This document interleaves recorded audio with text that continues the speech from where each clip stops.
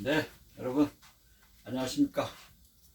오늘은 국적 취득 강좌 제 6번째 시간으로서 국경일의 의미, 그 다음 민주주의란 무슨 말인가, 그 다음 국민 소양에 대해서 설명해 보겠습니다. 지난 강의까지 제가 치아가 빠진 상태 그리고 감기 걸린 상태에서 강의를 하다 보니까 발음도 좀 듣기가 좀 거북스럽고 목소리도 좀 안 좋았었는데 많이 양해를 좀 구하고요. 오늘부터는 발음도 좀 깨끗한 상태에서 강의를 좀 해보겠습니다. 자, 국경일이란 무슨 말이냐? 말 그대로 나라의 경사스러운 날을 기념하고자 법률로 정해놓은 날을 우리가 국경일이라고 합니다. 자, 그러면 두 번째 국경일 종류를 보면은 5대 국경일이 있고요. 그 다음에 일반 국가기념일 11개 이렇게 있습니다. 국경일 종류 5대 국경일은 법률로 정해진 국경일을 말합니다. 5가지를 보시면 첫 번째 3.1절, 양력 3월 1일이죠. 3.1절을 국경일로 제정한 이유는 3.1절 어떻든 이런 그 국적 강좌뿐만 아니라 모든 강의를 들으실 때 단순 주입식으로 이렇게 강의를 듣지 마시고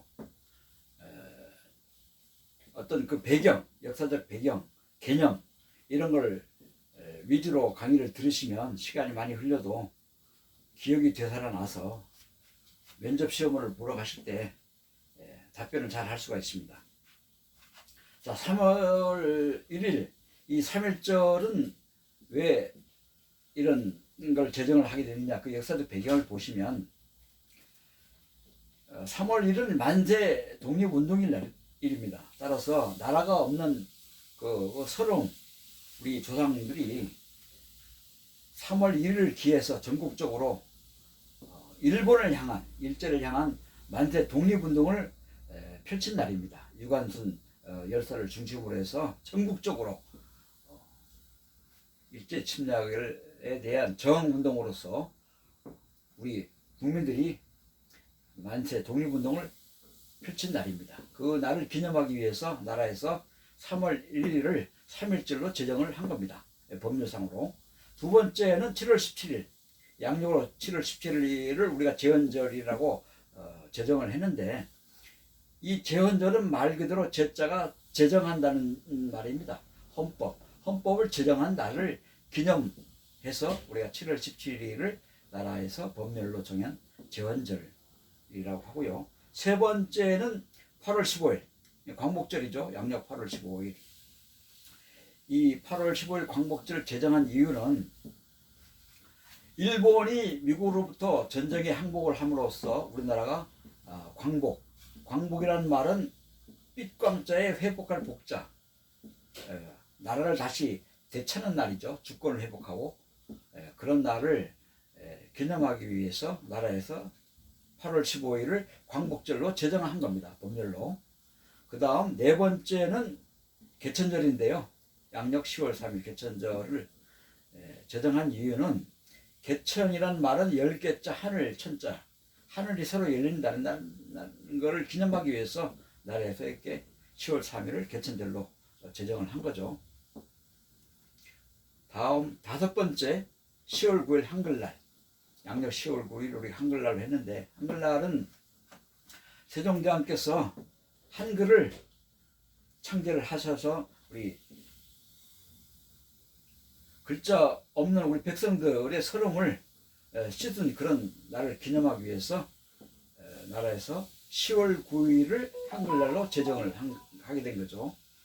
다음 세 번째 일반 국가기념일은 11개인데요. 여기 앞에 나와 있는 5가지를 빼고 나머지만 설명을 드리면 1월 1일은 신정이죠. 양력 1월 1일은 신정. 두 번째 설날은 음력 1월 1일. 그 다음에 부처님 오신 날은 음력 4월 8일, 4월 초 8일. 그 다음에 어린이날은 양력 5월 5일. 현충일은 양력 6월 6일. 그 다음 추석은 음력 8월 15일. 그 다음에 성탄절은 양력으로 12월 25일. 이렇게 이렇게 해서 다 포함하면 총 11개가 되죠. 요 11개는 일반 국가기념일이고 아까 얘기한 요 5가지는 5대 국경일 이렇게 구분을 하셔야 됩니다. 그 다음에 4번 자유민주적 기본질서에 대해서 간략히 설명을 드리면 민주주의라는 말은 과연 무슨 말인가? 이거는 한 국가의 주권을 특정 개인이나 집단이 아닌 국가에 속한 모든 국민이 해당되겠죠. 모든 국민에게 있음을 확인하고 나라가 확인하는 거죠. 개인의 권력을 기반으로 정치를 구현하는 정치체계를 우리가 민주주의 정치체계라고 합니다. 이 자유민주적 기본질서에서 이 자유민주적이라는 말은 민주주의 개념 앞에 또 자유를 더 확장시키는 그런 개념이죠. 나중에 이제 자유민주적 기본질서에 대해서 자세하게 또 설명을 또 할 겁니다. 그 다음에 5번째, 국민으로서 기본 소양. 외국인이 우리나라에서 국적을 취득하게 되면 우리나라 국민이 되는데 그러면은 국민으로서 어떤 기본적인 갖춰야 될 소양이 있어야 되겠죠. 뭐 여러 가지 뭐 국민으로서 갖춰야 될 기본 소양이 많은데 그 중에 뭐 간략하게 설명을 드리면 우리나라는 이제 버스나 지하철을 타면은 노약자석이 따로 있죠. 그러니까 노인 공경하는 사회가 우리나라는 있기 때문에 노약자석이 있습니다. 따라서 노인이 버스나 지하철에 올라왔을 때 좌석이 없다 그러면 이 노인들이 앉을 수 있게끔 자리를 양보를 해 드려야 되겠죠. 그게 바로 한국인의 기본적으로 갖춰야 될 국민적인 소양입니다. 두 번째는 뭐 112 등 긴급전화, 그 다음에 그 112는 이게 범죄 신고죠. 119는 뭐 화재 신고고. 이런 긴급전화에 대해서 지난번 제가 영상으로 자세하게 여러 가지를 강의를 했는데 자세한 내용은 그 강의를 또 참고를 하시면 되겠고요. 세 번째, 올바른 시민 자세. 우리가 그 쓰레기를 우리가 버릴 때는 무단으로 버리면 안 되겠죠. 쓰레기를 버릴 때는 음식 쓰레기는 또 음식 쓰레기 봉투에다가 일반 쓰레기는 일반 쓰레기 봉투에다가 꼭 분리를 해서 버려야 되겠죠. 그래야만이 기본적인 소양을 갖춘 국민으로 평가를 받을 수 있습니다. 다음에 6번째, 요거는 이제 중요한데요. 실무적인 강의인데 요거는 6번째 국적 취득 시 위험에 대한 강의는 요거는 이제 실무적인 강의인데 국적 취득 시험에는 뭐 필기가 있고 면접이 있죠. 이 장소는 어디서 보느냐 면접 시험은 각 본인이 살고 있는 해당 출입국 관리 사무소 이 사무소에서 면접 시험을 치릅니다. 응시 기회는 2번이 주어지죠. 2번. 그 다음에 1심의 장소는 심사일 2주 내지 4주 전에 본인한테 우편 또는 카톡으로 문자 메시지를 통보를 해드립니다. 그 다음 4번째, 이 국적 취득에 보면 귀화 종류가 있는데요. 귀화 종류는 간이 귀화가 있고 일반 귀화가 있습니다. 간이 귀화 중에는 한국인과 결혼한 외국인 이런 경우는 우리 F6 비자를 받죠. 이런 F6 비자를 갖고 국적 취득 신청을 할 때는 이제 혼인 귀화라고 그러죠. 혼인 귀화 신청. 이 경우에는 시험을 필기를 보지 않고 면접만 봅니다. 면접만 잘 알으셔야 됩니다.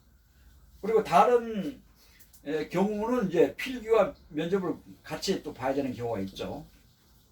다음 이제 팁을 하나 설명을 드리면 우리나라 그에 와서 각종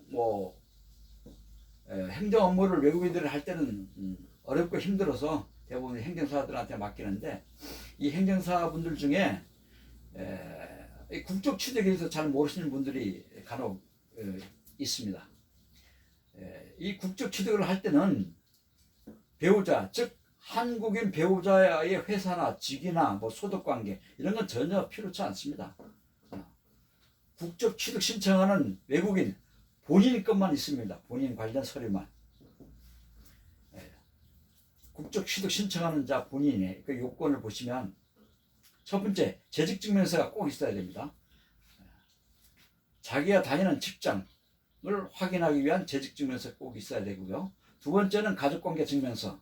이때 가족관계 증명서는 배우자와의 가족관계 증명서도 있어야 되지만 그것보다 더 중요한 것은 외국인이 외국에 살 때 자기 부와 모 그 가족관계 증명을 해줄 수 있는 공증서가 꼭 있어야 됩니다.